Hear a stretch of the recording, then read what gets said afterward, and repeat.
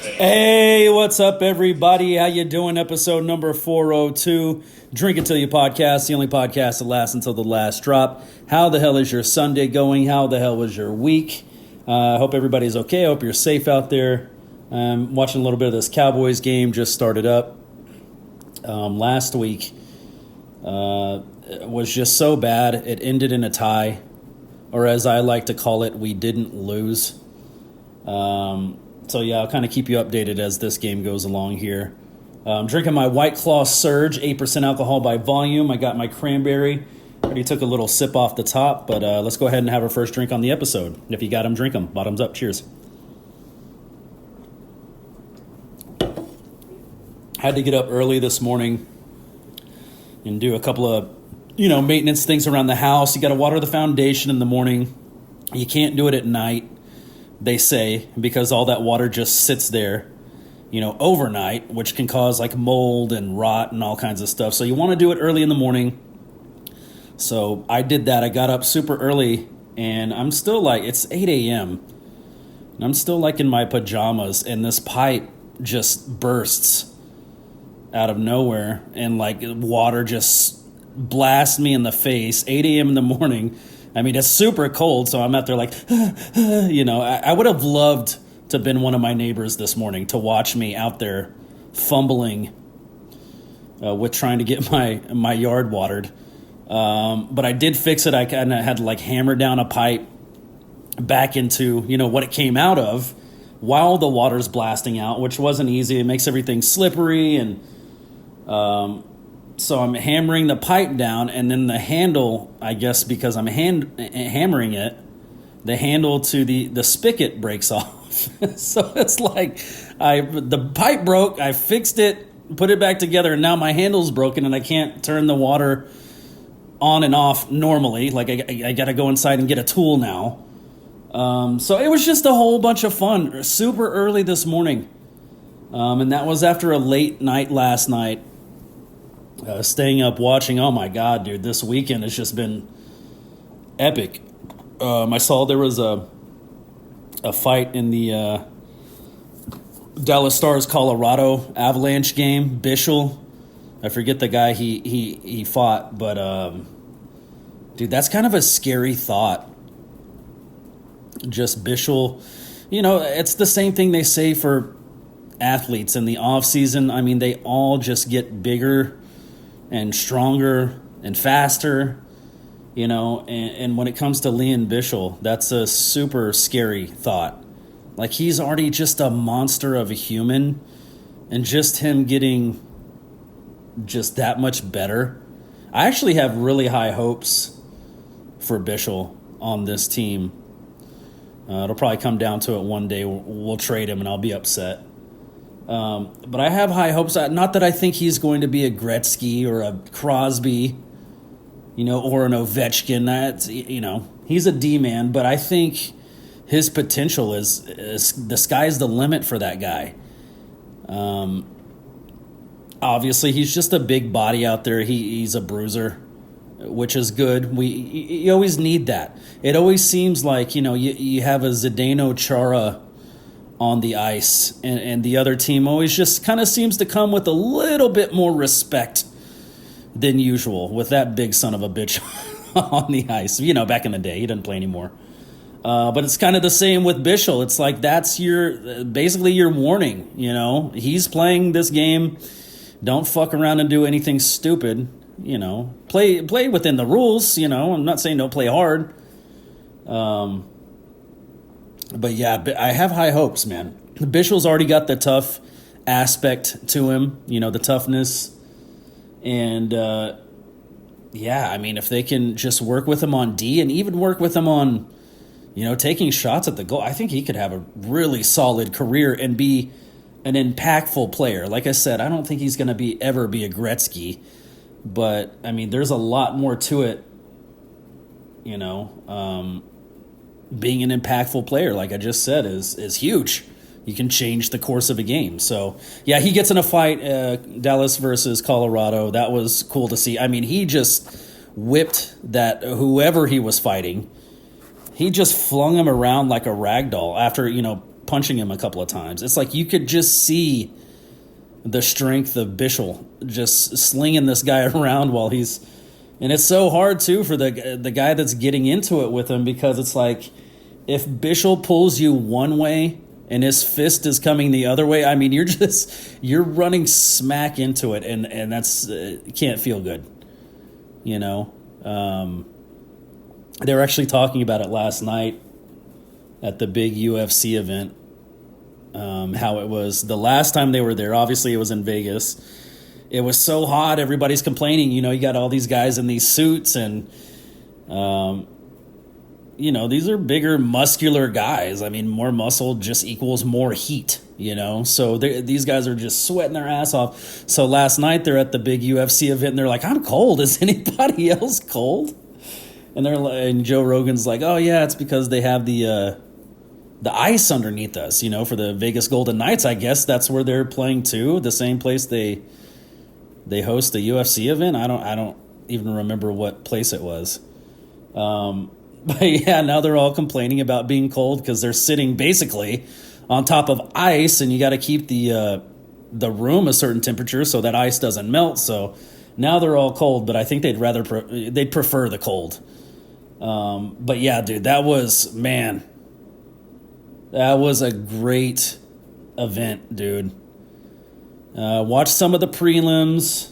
I definitely watched the last 3 fights on the main card, dude. Those were epic. So let's go ahead and start with the main event: Pereira versus is it Ankalaev? Ankalaev? How do you say his name? Which was the rematch. And dude, it was, Ankalaev. I don't know how to say his damn name. But this was the rematch from the first time they fought, where, you know, Pereira loses by decision. And I didn't know this until last night. You know, like, I watched the fight. I kind of treat UFC like I treat any other sport that I watch. I'm not watching on Friday nights to see where, you know, the NASCAR drivers are placing for the race on Sunday. I don't watch that. I don't watch preseason. I just want to watch the event. I want to watch the actual thing that's happening. You know, the placement, the weigh-ins, the build-up to it, that's all cool. I just never pay attention to it. So I do miss a lot of information that way. But it turns out Pereira, something was wrong with his hand last time they fought. And also he had some kind of, I thought they said coronavirus, but it's like Vona virus or something. I can't remember the name of it. But apparently Pereira had that as well. And I was thinking that when I was watching them fight last time, I was like, this does not look like Alex Pereira to me. Like, he looks not timid. I don't want to say timid. He wasn't shying away. He just wasn't his natural, you know, controlling distance self. You know, which is a lot of his success, is he can control the distance. He knows where to, you know, target his punches and his kicks, keep you at bay, and, you know, if he catches you with 1 or 2, it's usually pretty bad night for you the rest of the time. So anyways, this is the rematch, and Pereira just came out and came across the octagon, did not give Ankalaev any room. Didn't give him a second to breathe, just backed him up. A minute 25, I think they said what it was. He TKO'd him. It was so, dude, I was in an uproar in my kitchen. I have a little TV in my kitchen where I can turn on the games and stuff while I'm cooking. And and yeah, dude, I was just in an uproar. It was incredible, and that just affirmed, like, I was worried about him. Not, to be honest, coming into this fight, we saw the magic in fights previous. We saw the power. We saw the movement. We saw the thought process. And that first fight between him and Ankalaev, however you say it, he did not look like himself at all. So yeah, he said that all that was going on. I was like, oh shit, I didn't know that. And then he comes out and storms across the octagon and just puts him away in the first round. And I love what they said on the broadcast. They said, he marched across the octagon and came after him like he didn't belong there. He wasn't supposed to be there. Speaking about Ankalaev, which is such a cool, after that fight, he clearly just not in the same realm as Pereira. And Joe Rogan was like kind of baffled that people were booing Ankalaev. Like, people love Pereira. This is a once in a lifetime kind of fighter. You know what I mean? Like, this is greatness you're probably not going to see for a long time. And I don't know what it is that's so special about Pereira. I don't know what it is that makes his punches and kicks so much more hurtful than other men in that division, but there is something to it, dude. I don't know what it is. I can't figure it out. Like, he's got something. Stone hands, as you might say. But yeah, Joe Rogan was like, I can't believe they're booing the champ. It's speaking about Ankalaev when he came out, because Pereira came out first, and then the champ comes out second, and then they do all the announcements. Which I've said this 100 times. Bruce Buffer just screaming like an absolute maniac into the microphone does not hype me up for the fight. You know what I mean? Like, I know that's what he's trying to do. It's like, we are live and all this and that, and it's the big main event. But dude, I think I said this before, I'm worried about you, Bruce. Like, you're gonna fucking blow a gasket, bro, for an announcement to start a fight. That's just, I was watching a little bit of the BKFC, and that whole thing is, they had a championship fight last night. That whole announcer thing has kind of spread over there, where the dude is just yelling into the mic. And it's like, dude, you have a microphone. It amplifies. You don't need to yell. It's just, I don't know, dude. That's one thing that just makes me fucking cringe every time I see it, is when these announcers are just going overboard. And they do. Almost they build up to it too. The early prelims, they're not hollering like that, but the by the time the main event comes, they're full throttle, just hollering into that microphone. Even Joe Rogan's mic after the fights and shit, dude, they had that shit cranked the fuck. I had to turn my TV down. I was like, Jesus Christ, Joe. It's a microphone. Do you know how you talk on one every fucking week for your podcast? Do you know how this works? You don't have to yell. It amplifies. So anyways, I just had to get that out because it makes me cringe. It made me laugh at first. And now it's to the point it's fucking annoying, and I cringe and I mute the TV while they're doing it. And that's almost even funnier because Bruce Buffer's face is so fucking red and his veins are all popping out and shit. Like, Bruce, you're not fighting, right? You don't have to get that amped up. You're not the one fighting. Anyways, I'm going to stop giving him a hard time. So Joe Rogan's like, I can't believe they're booing the champ. That doesn't make any sense to me. That's crazy. This guy's amazing. And I just want to say on my show that the reason they're not sold on this guy is because we've seen the greatness of Alex Pereira. We've seen what he can do. We know he is the truth. He is the real deal. So this guy that took his belt is just a placeholder in our minds, in the fans' minds. And, UFC kind of has that unique quality of its, actual mixed martial arts fighting, but it also gets the element of like wrestling as well. That entertainment aspect of the people talking shit before the fight. Somebody being the heel, so the crowd's booing him. That is absolute 100% like WWF, WWE, WCW, like, what do you call it? Soap opera. You know what I mean? That is it. So it's kind of cool and unique that they still get that element that you would get in wrestling. But that's what it is, dude. In my opinion, is we've seen what Pajeda can do, and he's amazing. And in a way, I feel like a lot of those people that are booing him, the guy holding the title, they feel like he's posing. He's a poser. He didn't really beat Alex. He won by a slim margin. And then come to find out, Alex was, hurt and sick.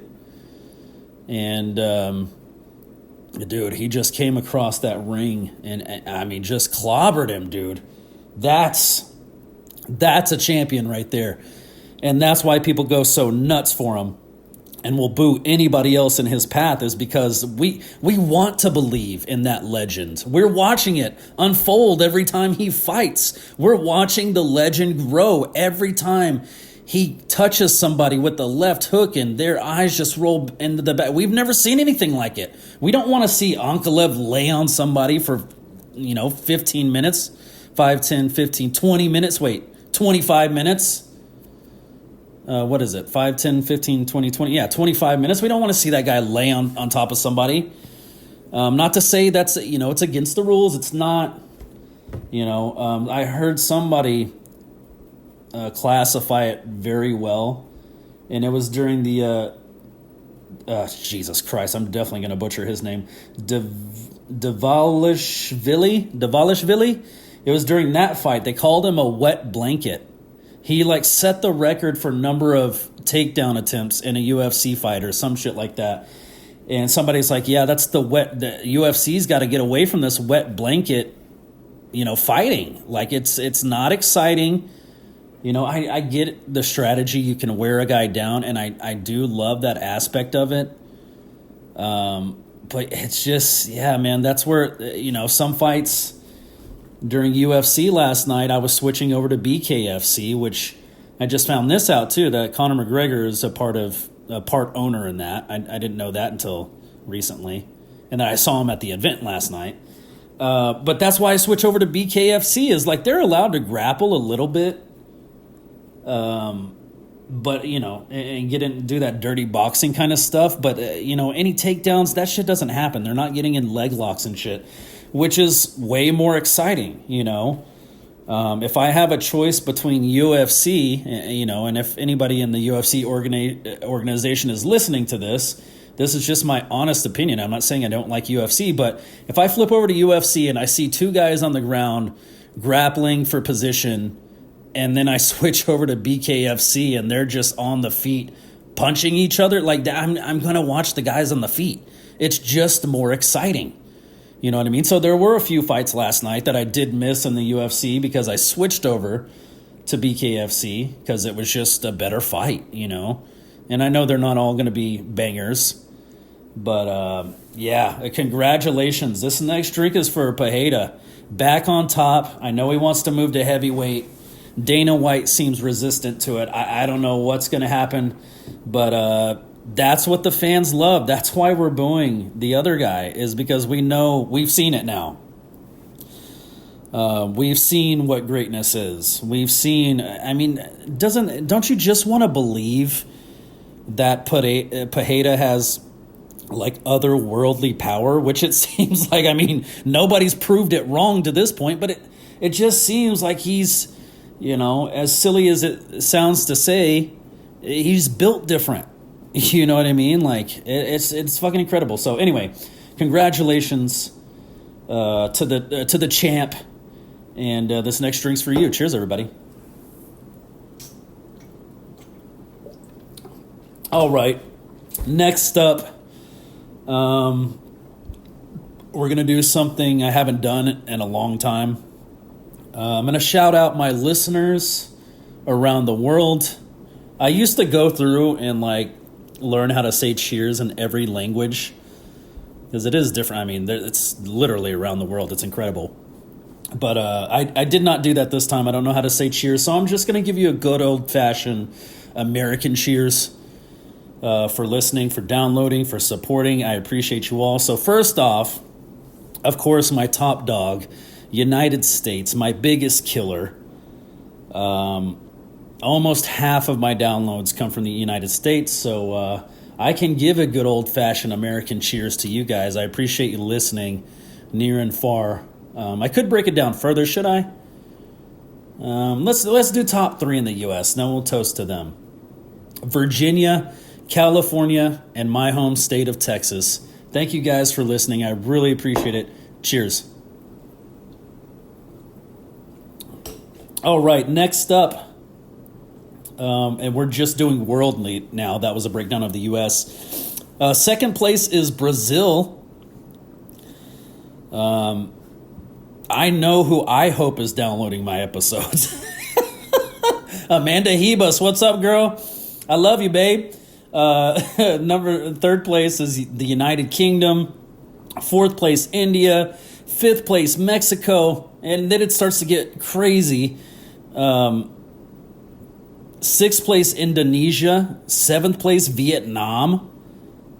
Eighth place, Bangladesh.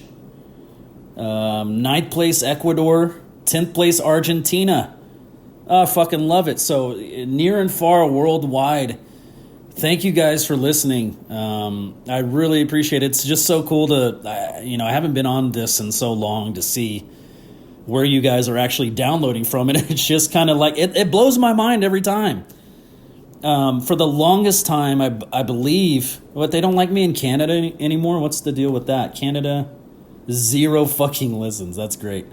Australia. All right, I got some in Australia now. Dude, it used to be the other way around. I had all that listens in Canada and none in Australia. But I got some there now. Sweden, none. Germany, none. But yeah, I do appreciate everybody who's listened. This drink's for you. Cheers. All right, moving on. Jesus Christ. I mean, this is just how many sports there's been this weekend. And we're not done. There's NASCAR today. There's football today. There's MLB today. There's been so much. I haven't even had a chance to live stream on Twitch. Like playing. I didn't even turn the Xbox on last night. It was just like an afterthought. There's just so much to watch. I'm working so many different remotes to keep up with the various games going on. But let's go ahead and move on to MLB. I'm sure this will kind of end the episode. I mean, that UFC shit, that was just so incredible. I had to talk about it. So yeah, the Yankees lose last night to the Blue Jays pretty big. 10-1, I believe, was the final. Which I'll say this, that I've said for my team, I would really say for any team. Thank God those 10 runs the Blue Jays scored, that only counts for one game. You get to do it all again today. So put that behind you, Yankees. And, today's a new day. They can't take those runs with them into the next game. So, and that's kind of why you see, like, managers sometimes, they'll put in the outfielder into, like, underhand pitch to the, to the other team. Try to strike them out. Float it. Just because it's only one game. It's like you can score 50 if you want to. It's still only going to count as one victory. So, take that for what it is, Yankees fans. You still got a chance to turn it around today. That one's at 3:08.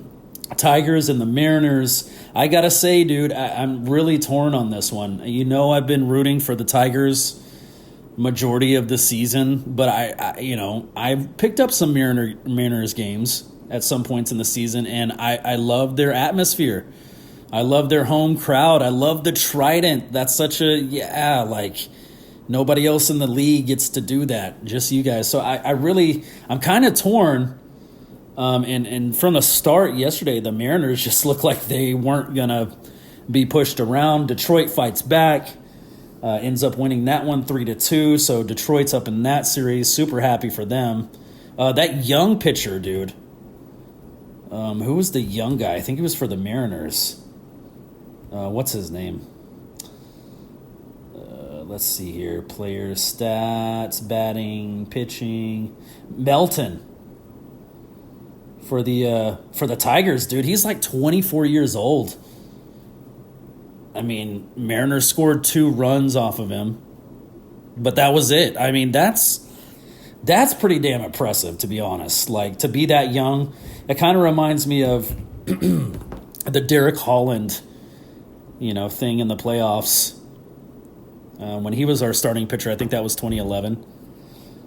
And he was a young guy at the time, and I don't think, if memory serves me correctly, he was having a bad end of the season, and then he comes into one of those series as a starting pitcher, and he just dominated. It was like really, really incredible to see. So yeah, look out for that guy. That's just to be in that position at that age and also do so well. Like, that's epic, dude. That's inspiring. Watch a little bit of the Dodgers-Phillies game. I mean, it was kind of the same thing I was thinking with the Mariners. Like, the Phillies came out just on fire, dude. They were ready. The crowd was pumped. They score some on Ohtani, who was pitching yesterday, which, I mean, Ohtani figured it out, eventually in the game. Held him only to 3 runs. And he's an incredible player, dude. Just to sit there and watch Ohtani is like a gift, man. It's, in his own way, it's that greatness that I was talking about, Alex Pajeda earlier. You want to see the greatness. You don't want to see posers, Dude, what the fuck are they this Jets player literally picked up Pickens off of the ground and was like carrying him backwards on the field to it doesn't work like that, bro. You're not going to get those yards back. He already earned them. He picked him up like a child and was like carrying him across the field. So anyways, yeah, Dodgers pull that one out 5-3. The Brewers beat the Cubs pretty well 9-3.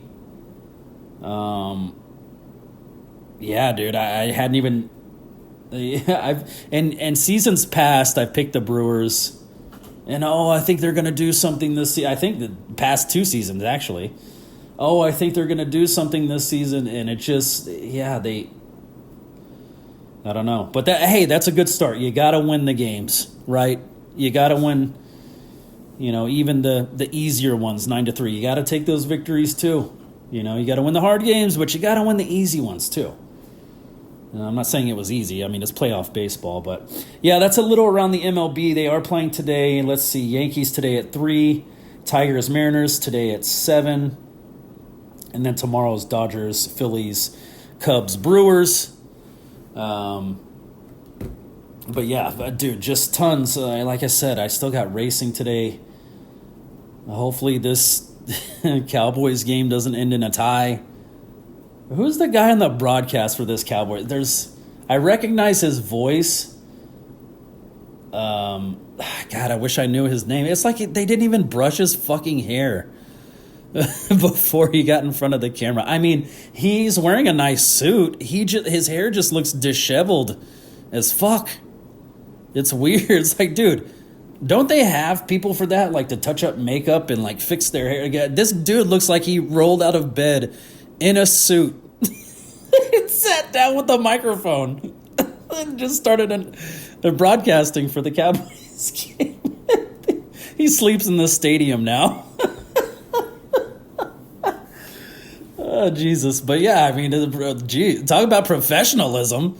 Brush your fucking hair, bro. Like, what's going on? What the hell is that?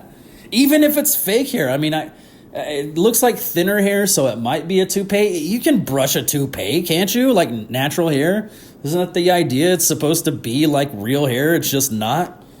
Or maybe it is actual real hair. That's why people donate their hair. I don't know. I don't know how it works. But yeah, they could have done a better job. And Pam Oliver, this has been going on, I feel like, for a while.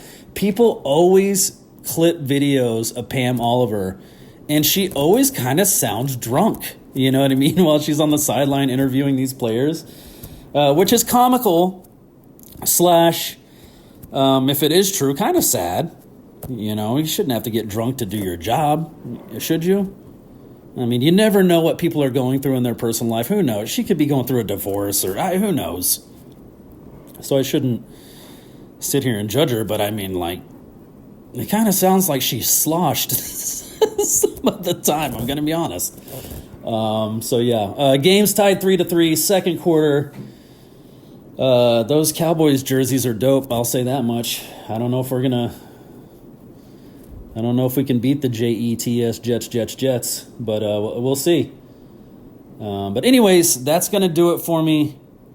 Thank you guys for listening. Episode number 402. I'm still riding the high of that UFC event, man. That main event was fucking. It's just everything I could have ever wanted.